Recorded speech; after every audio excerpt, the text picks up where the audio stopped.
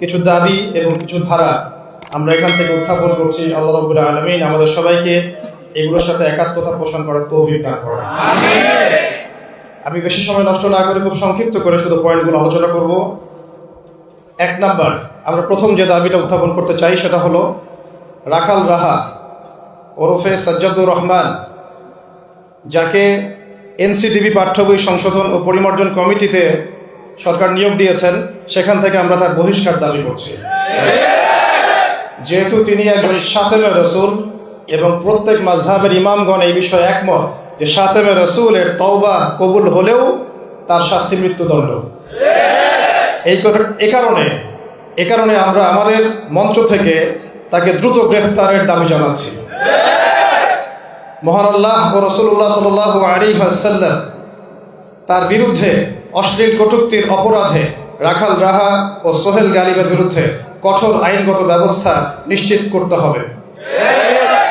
2, ধর্মীয় অবমাননা ও উস্কানিমূলক প্রচার রোধে বিশ্বব্যাপী বিদ্যমান আইন এবং আন্তর্জাতিক দৃষ্টান্ত পর্যালোচনা করে বাংলাদেশেও দৃঢ় ও কার্যকারী ব্লাসফেমি আইন প্রণয়ন করতে হবে।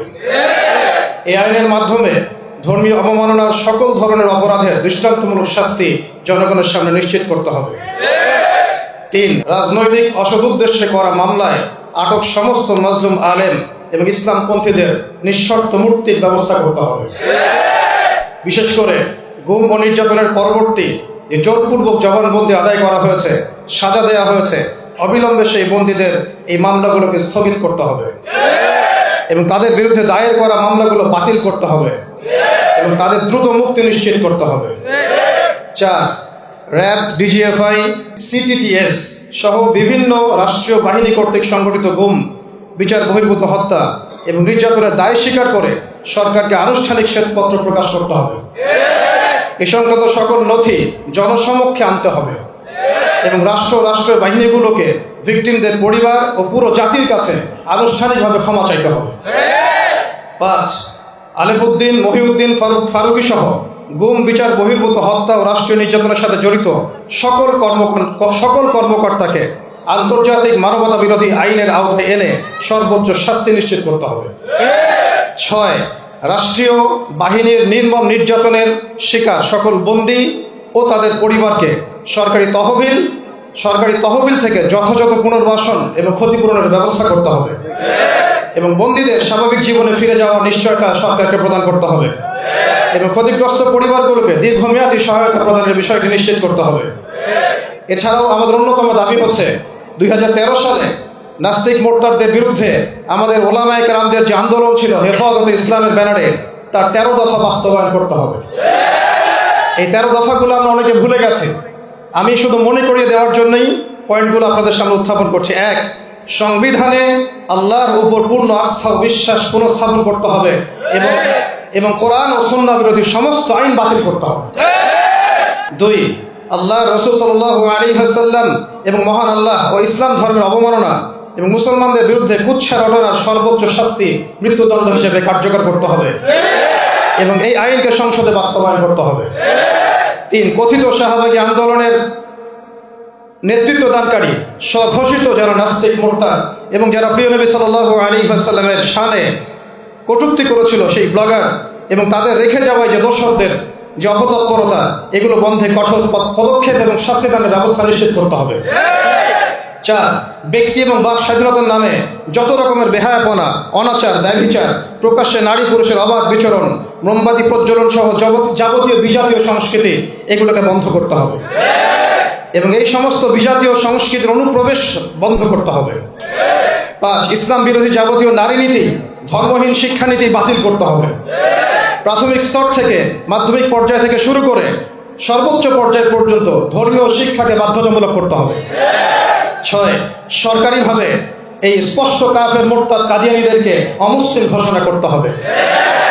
7, মসজিদের শহর ঢাকাকে কোনো অবস্থাতেই মূর্তির শহরে রূপান্তরিত করা যাবে না।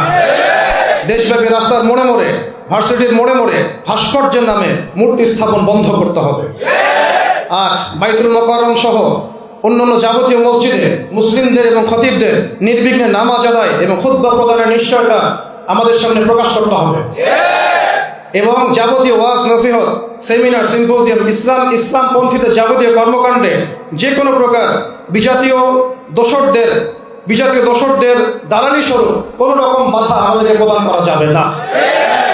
নয়, রেডিও টেলিভিশন সহ বিভিন্ন গণমাধ্যমে দাড়ি, টুপি, পাগড়ি, জুব্বা ইত্যাদি ইসলামিক কৃষ্টি কালচার নিয়ে হাসি ঠাট্টা করা, নাটক সিনেমায় নেতিবাচক চরিত্র হিসেবে উপস্থাপন করা, ধর্মীয় লেবাস পোশাকের অভিনয়ে তরুণ প্রজন্মের মনে ইসলাম বিদ্বেষ তৈরি করার অপচেষ্টা বন্ধ করতে হবে।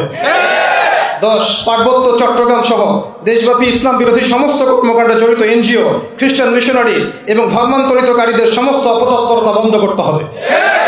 11, রাসূলুল্লাহ সাল্লাল্লাহু আলাইহি ওয়াসাল্লামের প্রেমিক, আশেক এবং তাওহীদি জনতা, ওলামায়ে কেরাম, মাদ্রাসার ছাত্র সকলের উপর যাবতীয় হামলা, মামলা, দমন, নির্বিচারে গুলিবর্ষণ, গণহত্যা বন্ধ করতে হবে। 12 নম্বর, সারা দেশের কওমি মাদ্রাসার ছাত্র, শিক্ষক, ওলামা, মাশায়েখ, মসজিদের ইমাম, খতিবকে হুমকি, ধামকি, ভয়ভীতি ইত্যাদি বন্ধ করতে হবে। এবং 13 নম্বর দাবি ছিল কিছুটা এরকম: অবিলম্বে গ্রেপ্তারকৃত সমস্ত আলেম, ওলামা, ছাত্র সমাজ, তাওহীদি জনতাকে মুক্তি প্রদানের ব্যবস্থা করতে হবে। দায়ের করা সমস্ত মিথ্যা মামলা প্রত্যাহার করতে হবে। প্রত্যেক পরিবারকে ক্ষতিপূরণের ব্যবস্থা নিশ্চিত করতে হবে। আল্লাহ রাব্বুল আলামিন আমাদের সবাইকে এই দাবিগুলোর সাথে একাত্মতা পোষণ করার তৌফিক দান করেন। এই পরিবর্তিত বাংলাদেশে আপনারা এই দাবির সাথে একমত আছেন না নাই? আমরা একমত আছি না নাই? আমরা একমত আছি না নাই? আল্লাহ রাব্বুল আলামিন আমাদের বাংলার জমিনে পরিপূর্ণভাবে ইসলাম কায়েম করার তৌফিক দান করেন। আমিন। ওয়া আখিরু দাওয়ানা আনিল হামদুলিল্লাহি রাব্বিল আলামিন। আসসালামু আলাইকুম ওয়া রাহমাতুল্লাহ।